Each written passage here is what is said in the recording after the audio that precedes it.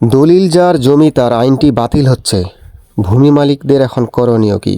তো ইদানিং গুঞ্জন শোনা যাচ্ছে যে এই আইনটি বাতিল হচ্ছে, অর্থাৎ ছাত্র আন্দোলনের ফলে নতুন এই যে অন্তর্বর্তীকালীন সরকার গঠন হয়েছে এরপরে থেকে এই গুঞ্জনটি শোনা যাচ্ছে যে এই আইনটি ভূমি অপরাধ প্রতিরোধ ও প্রতিকার যে আইনটি পাশ হয়েছিল, অর্থাৎ দলিল যার ভূমি তার জমি তার এই আইনটি, তো এই আইনটি নাকি বাতিল হচ্ছে। তো এই আইনটি, এই যে দলিল যার জমি তার এই আইনটি যে করা হয়েছিল, কেন করা হয়েছিল, এটা যদি আমরা পেছন ফিরে একটু তাকাই, হ্যাঁ, ওই আগের ইতিহাসটা যদি একটু জানি, তারপর ওইটা জেনে আমাদেরকে আশা লাগবে, তাহলে বোঝা যাবে এই আইনটি বাতিল হচ্ছে বা কেন বাতিল হচ্ছে বা কারণটা কি বা বাতিল হচ্ছে কি না, এখন ভূমি মালিকদের করণীয় কী। হ্যাঁ, তো কয়েক বছর আগে থেকে একটা জিনিস দেখা যাচ্ছিল, হ্যাঁ, কয়েক যুগ আগে থেকে, যে ভূমিদস্যু কিছু ছিল যারা দেখা গেছে যে বন বিভাগের জমি বা বিভিন্ন সরকারি জমি, খালবিলের জমি, রেলওয়ের জমি, হ্যাঁ, এই ধরনের জমিগুলা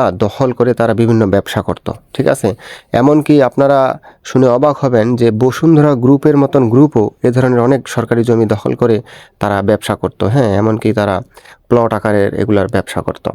তো তখনকার যে ভূমিমন্ত্রী ছিল জনাব সাইফুজ্জামান চৌধুরী, উনি এবং সরকার এগুলা বিবেচনা করে দেখলো যে একটা আইন পাশ করা উচিত, যে আইনের মাধ্যমে এই জমিগুলো ফিরিয়ে আনা যায় এবং যাদের জমি নেই, যারা ভূমিহীন, তাদেরকে কিভাবে দেয়া যায় বা কি করা যায়, এই বিষয়গুলো নিয়ে এগুলো চিন্তাভাবনা করে তিনারা গত বছরের সেপ্টেম্বর মাসে একটি আইন পাশ করেছিল, সেটি হলো দলিল যার ভূমি তার বা ভূমি অপরাধ প্রতিরোধ প্রতিকার আইন।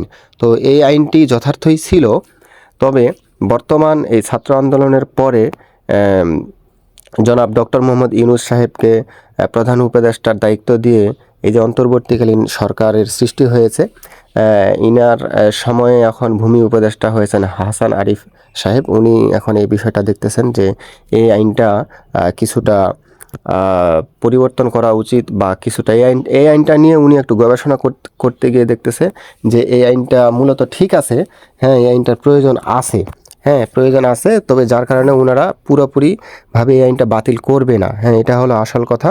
তবে এটা কি কি সংস্কার করা উচিত এগুলা নিয়ে ওনারা বসবেন এবং এগুলো কথাবার্তা চলতেছে। এটার পুরোপুরি এখনও খসড়া এখনও প্রকাশ করা হয়নি, যার কারণে জানানো যাচ্ছে না। তবে এই গুঞ্জনটার কারণে আমার আজকের এই ভিডিওটা করা। এই আইনটি যেহেতু উপকারী, হ্যাঁ, যারা ভূমিদস্যু তাদের থেকে জমিগুলো ফিরিয়ে এনে, হ্যাঁ, কীভাবে মানুষের কল্যাণে কাজ করা যায়, এই বিষয়গুলো কিন্তু এই আইনের মধ্যে আছে। তবে কিছু বিষয় যেগুলো আসলে সংস্কার করা প্রয়োজন, সেই বিষয়গুলো নিয়ে ভূমি উপদেষ্টা হাসান আরিফ চৌধুরী সাহেব উনি এই বিষয়গুলো নিয়ে একটু বসবেন, আলোচনা করবেন প্রধান উপদেষ্টার সাথে, তারপর এগুলা পুরোপুরিভাবে জানা যাবে। তবে আইনটি যে বাতিল হবে না, এটা নিয়ে আপনারা নিশ্চিত থাকেন। হ্যাঁ, আশা করি ভিডিওটি ভালো লেগেছে। ভালো লেগে থাকলে অবশ্যই লাইক করবেন। আসসালামু আলাইকুম ওয়া রাহমাতুল্লাহ।